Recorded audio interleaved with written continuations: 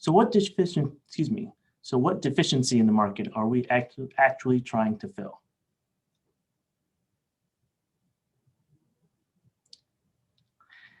Sector classification is nothing new. Everyone here uses one or more vendors for sector classification, or does it all in-house for their holdings. Same with obligor identification. But the problem is that most of these solutions aren't driven solely by credit. After talking with a number of your peers, we've learned that many firms use multiple data sources and create a set of complicated rules to determine when to use each different data source, as none of them can do it alone. That's because today, sector classification and obligor identification still happens at the issuer or deal level. Coincidentally, obligor identification has been accurate when the obligor is indistinguishable from the issuer, or when sector classification is obvious, like when the issuer is a water rev. But what happens when the obligor identification is not so obvious? For example, what would be the obligor when the issuer is, say, the New York State Dormitory Authority, or the sector classification for that matter? Is that sector classification now for the deal, or the issuer, or the obligor, or all of the above? Conduit issuers have always made this methodology impractical and confusing. Have you ever seen classifications like facilities or development? Does anyone even know what that is? And how useful is it anyway? That is why we created MuniCREDIT Mapping. Our solution maps all active municipal bond issues based solely on credit, using the identification of the true direct obligor in each transaction. And unlike other solutions currently available, our sector classification is unique to each direct obligor. That means each direct obligor, regardless of the deal it is participating on, will always have the same sector classification. It makes sense. A utility that generates water revenues will always be just that. Our sector classification spans 3 different levels: industry, sector, and subsector. If we use a simple example of, say, the City of Chicago water system as the obligor, we would have utilities as the industry, enterprise fund as the sector, and water as a subsector. In total, we have over 100 industry, sector, subsector classifications, mapped to over 36,000 obligors. Our mapping assigns sector classifications to obligors and then links these obligors to CUSIPs. So if you want to know what your portfolio's true credit risk is, we have the solution for you. In addition to identifying the direct obligor and sector classification, we also identify what we call the base obligor. The base obligor was created to link direct obligors, such as Chicago City Water, which is an enterprise fund under the City of Chicago, to its municipal entity, Chicago City, being the base obligor. The base obligor concept is especially useful when it is used to link all the participant direct obligors under a municipal pool program or bond bank, each as the base obligor.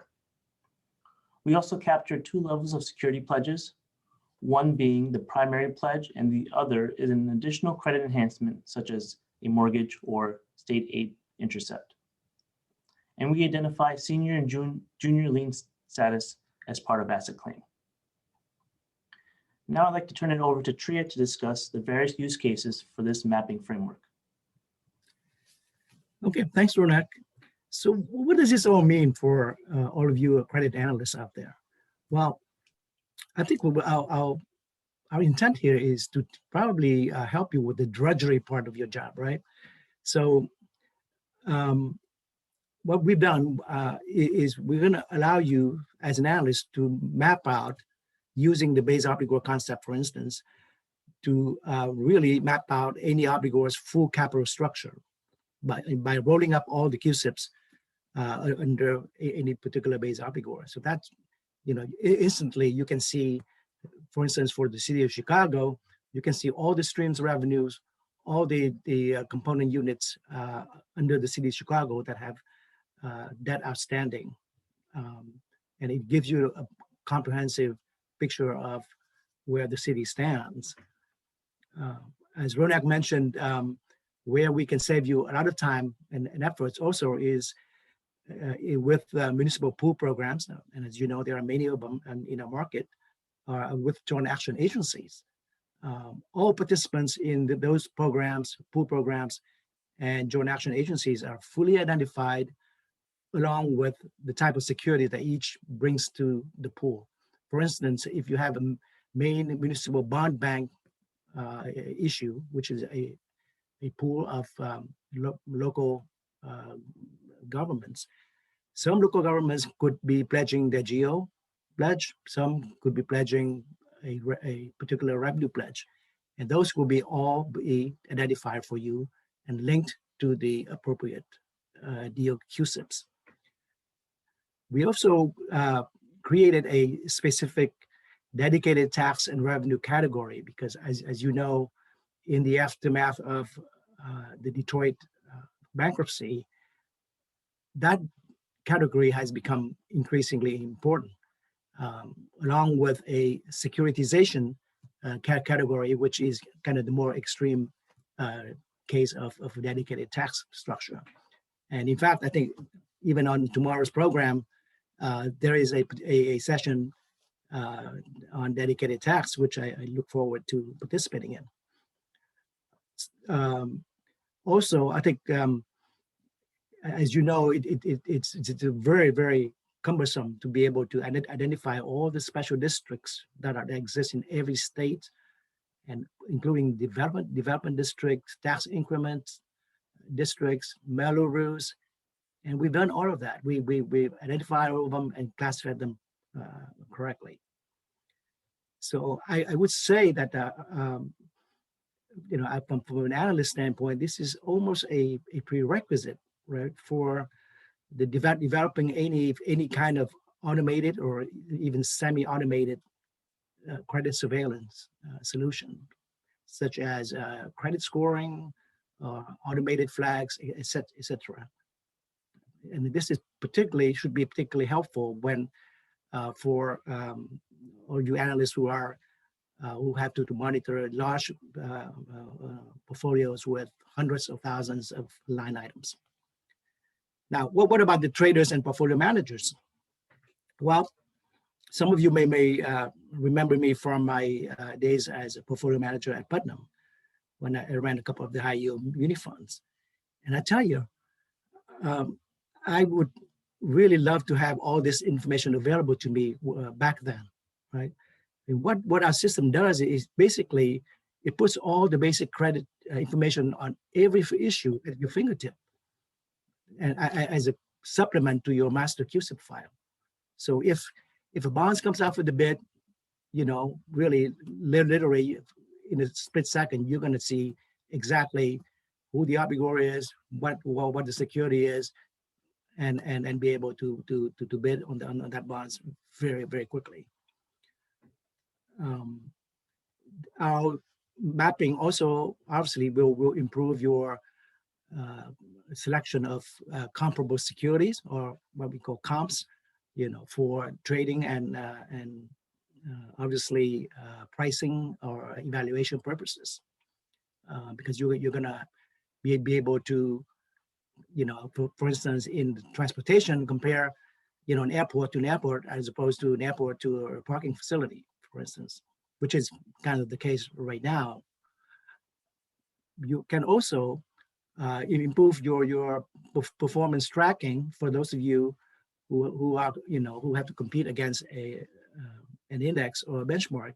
You can really reduce your tracking error by using our mapping system. And last but not least, you can have greater flexibility with respect to the sector diversification rules. I think if I remember correctly, mutual fund investors, for instance, are limited, you know, have to limit their exposure to any particular sector, quote unquote, to 20% of the assets. I remember that we used to be very, very frustrated that so many things get lumped into the big healthcare sector, such as senior living, which is, as you know, is not just healthcare, but it has elements of hospitality and housing. So what we've done is we actually assigned senior living its own sector, and hopefully thereby freeing up some room for you in the healthcare basket. So I think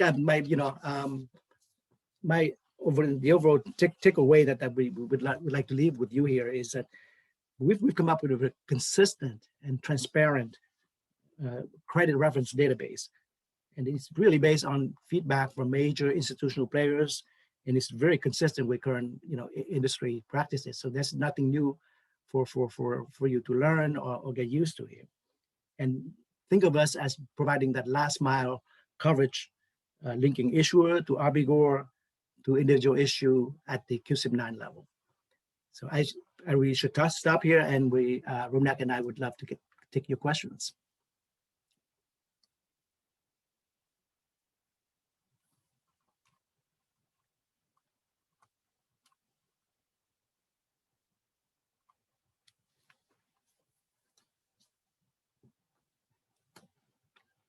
Well, Ronak, why don't I get you started? One of the questions we usually get is, how do people get access to this data, this mapping data? What form? I mean, how do they receive it? Sure. So the data is available as a data feed, one large file that includes all the historical CUSIPs. We have over 1 million CUSIPs currently assigned to over 36,000 obligors. So that'll be included in your initial file. And then in addition to that, we would provide daily updates based on all the new market issues that come available that day. Ideally, this data feed is designed to be integrated into your existing platform so that it should sit alongside your CUSIP master and be available throughout your enterprise.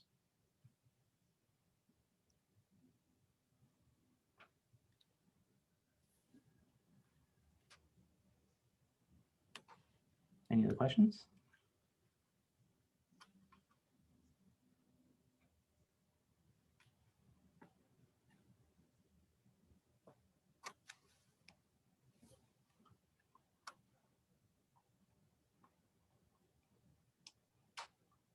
Well,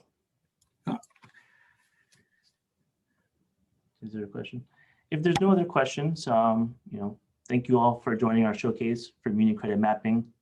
Please contact our sales team for more information, or if you'd like to get a sample of our sector mapping file to compare with your current solutions. Also, please join us tomorrow at 10 a.m. for our MuniCREDIT Financials showcase. There's a link available through the exhibitor page on the WOVA app. We look forward to seeing everyone back in person at these conferences real soon, as we all impatiently wait for happy hour to begin. Thank you all. Goodbye now. Thank you.